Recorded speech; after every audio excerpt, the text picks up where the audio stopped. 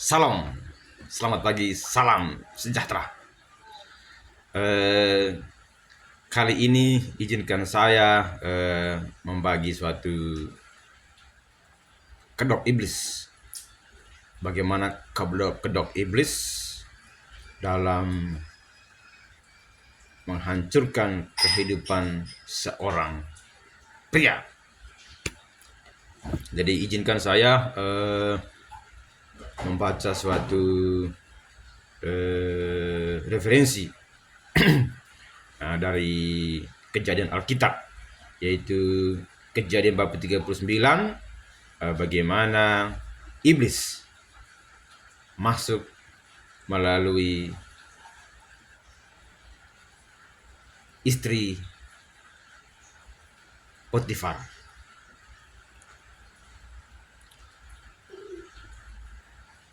Iblis menggoda manusia agar berbuat dosa. Jadi bagaimana cara iblis menggoda manusia agar berbuat dosa? Iblis merasuki seorang perempuan, yaitu istri Potifar, melalui 3 cara. Yang pertama, melalui imajinasi atau hayalan. Selang beberapa waktu, istri tuannya memandang Yusuf dengan birahi. Lalu katanya, marilah tidur dengan aku. Jadi istri Potifar mengajak Yusuf dengan bujukan apa? Marilah tidur dengan aku. Jadi jelas-jelas istri Potifar ini adalah seorang ratu, karena dia adalah istri raja. Jadi ingat, dosa dimulai dari imajinasi. Jadi makanya kalau sudah muncul di dalam pikiran imajinasi untuk mengingini seseorang, mengingini tubuhnya, mengingini sesuatu dari orang tersebut, hati-hati. Imajinasi dimulai dengan apa? Dengan penglihatan atau perasaan yang tidak wajar, terutama pandangan birahi, pandangan penuh nafsu terhadap seseorang. Iblis membuat cara pandang menjadi negatif terhadap ciptaan Tuhan yang mulia. Cara pandang negatif menimbulkan imajinasi yang salah. Misalnya, istri Potifar memiliki imajinasi yang kotor tentang sikap dan perilaku Yusuf yang manis.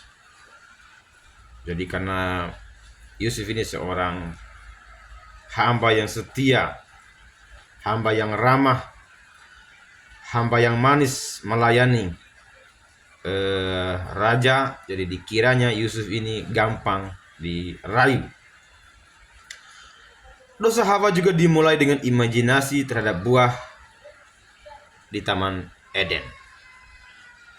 Ia melihat buah pohon itu dari sisi yang berbeda, yaitu dari sisi negatif berupa nafsu dan selera, bukan sisi ketaatan. Iblis merangsang manusia lewat apa? Lewat imajinasi ke arah dosa yang nikmat. Jadi makanya ketika kita memandang seseorang, itu rasanya nikmat sekali. Ketika kita memandang seorang dengan birahi, maka kesannya sangat nikmat. Padahal itu adalah apa? Cara iblis membawa kita ke dalam perangkapnya. Berikutnya adalah akumulasi.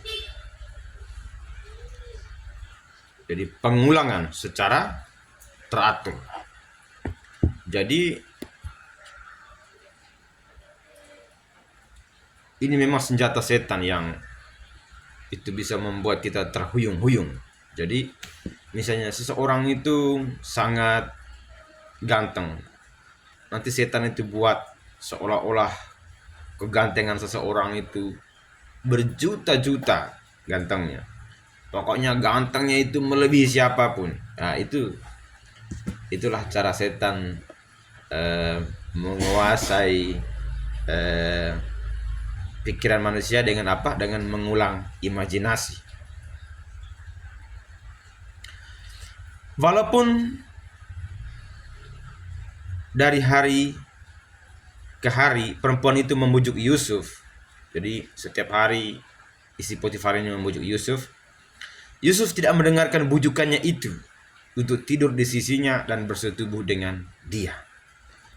Dari Kejadian bab 39 ayat 10. Jadi adakah pria di zaman ini kalau dibujuk istri orang berkali-kali tapi tetap tidak mau? Itulah pria yang tangguh. Sekali lagi saya baca, walaupun dari hari ke hari perempuan itu membujuk Yusuf, Yusuf tidak mendengarkan bujukannya itu untuk tidur di sisinya dan bersetubuh dengan dia. Jadi Yusuf tidak mau. Imajinasi berkembang seiring akumulasi atau pengulangan. Iblis begitu licik dan cekatan sehingga menciptakan pengulangan penglihatan, hayalan, dan peristiwa untuk menikmati pikiran kotor. Imajinasi negatif berkembang ke arah tindakan.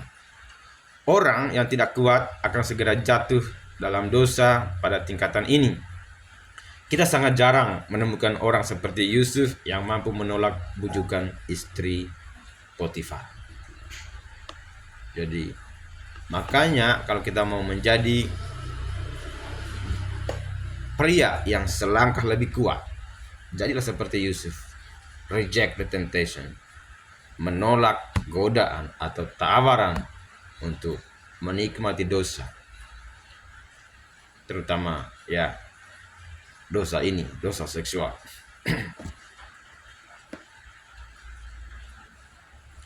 Jadi setelah iblis membangun imajinasi, terus yang kedua dia membangun akumulasi. Terus diajak, dia loh sering ajak saya. Berkali-kali saya dirayu. Nah, pada berikutnya setan ingin menciptakan apa? Momentum.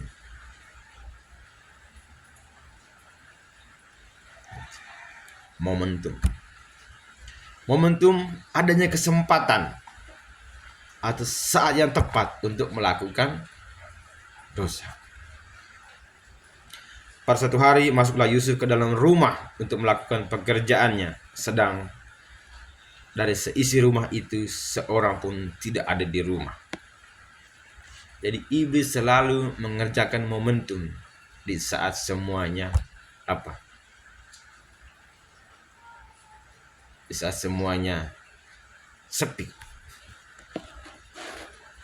Ya, kita misalnya di kantor, bos dengan anak buahnya, di saat semua karyawan lain sudah pulang, tapi sang sekretaris cantik masih ada di kantor. Terjadilah momentum. Itu adalah contoh. Makanya hati-hati dengan 3 cara ini. Jadi imajinasi, akumulasi, dan momentum. Jadi makanya apa? Iblis menciptakan akumulasi dan mencari waktu yang tepat untuk kejatuhan manusia. Perangkap dibuat sedemikian rapi sehingga hanya yang mau lari dari sanalah yang dapat lolos. Jadi perangkap setan itu rapi. Dalam Kejadian bab 3 ayat 19 dituliskan bahwa seorang pun tidak ada di rumah. Seorang pun tidak ada di rumah. Tentulah waktu itu momen yang tepat untuk istri Potifar mendapatkan Yusuf. Tapi untungnya Yusuf lari, walaupun dia lari dengan dengan tanpa baju. Rumah sedang kosong berarti ada kesempatan untuk berbuat dosa.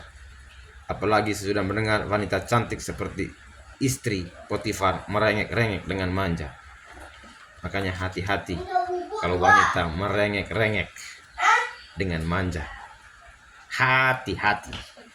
Apalagi kalau dia bukan istri kita. Apalagi kalau dia bukan pasangan kita. Istri Potifar pasti cantik dan kaya. Ditambah lagi ia adalah istri pejabat.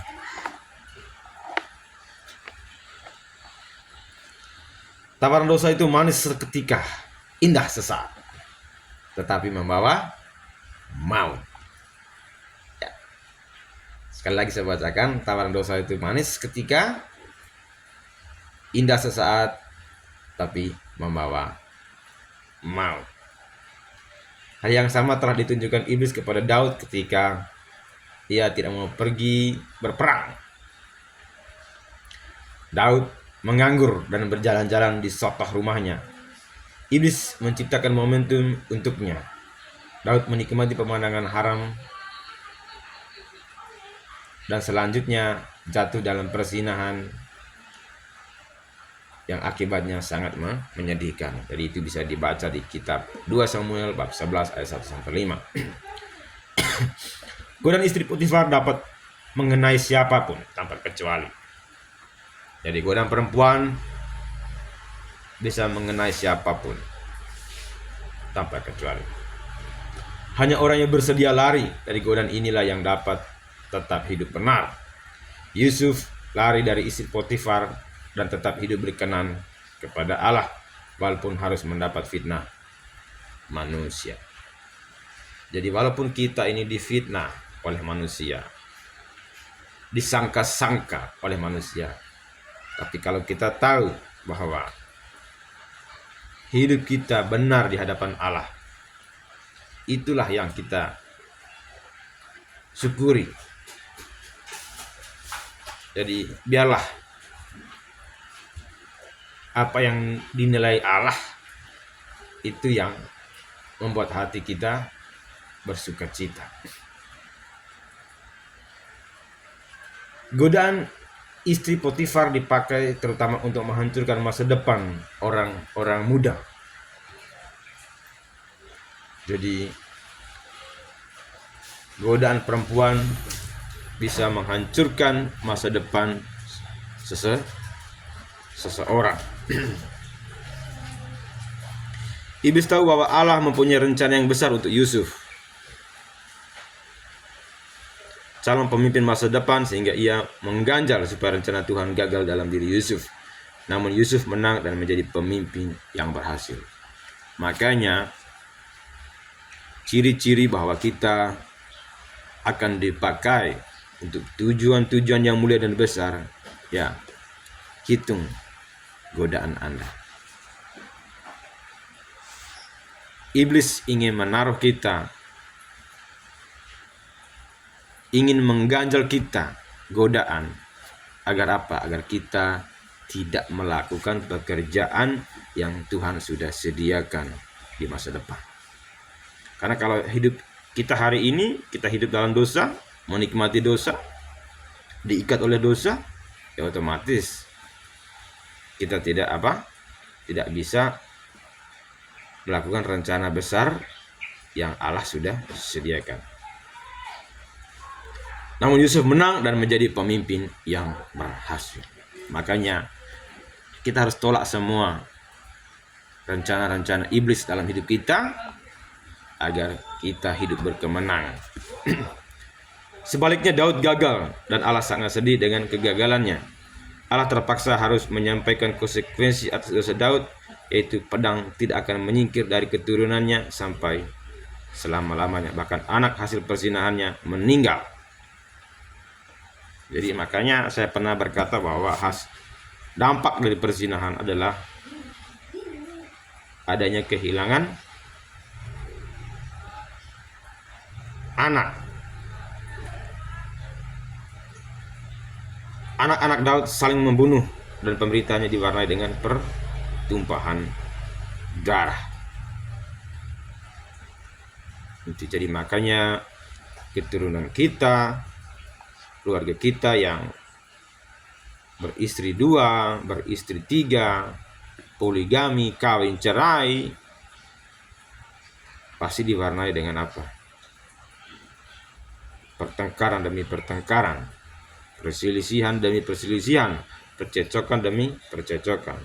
Satu-satunya jalan adalah bertobat, minta kekuatan daripada Tuhan agar kita hidup dengan cara yang benar, yaitu hidup dengan satu istri saja. Jadi itu tadi 3 tangga setan dalam menggoda manusia. Yang pertama, imajinasi, akumulasi, dan momentum. Jadi hati-hati. Setiap ada imajinasi yang masuk di dalam diri kita, imajinasi untuk berbuat dosa, patahkan imajinasi itu dengan apa? Dengan firman Tuhan. Patahkan imajinasi itu dengan puasa. Patahkan imajinasi itu dengan apa? Dengan meminta Roh Kudus menghancurkan imajinasi itu. Agar apa? Agar kita tidak terperosok di dalam bujukan, jebakan, dan rayuan setan. Semoga apa yang saya bagikan ini menjadi pedoman, menjadi sadar bahwa setan selalu beroperasi lewat imajinasi dan akumulasi dan momentum. Jadi waspadalah, dan semoga kita hidup dalam kekudusan sepanjang tahun 2025 ini. Tuhan Yesus memberkati. Jangan lupa bagikan video ini agar banyak orang disadarkan, banyak orang bertobat, dan hidupnya diberkati. Tuhan Yesus memberkati. Amin.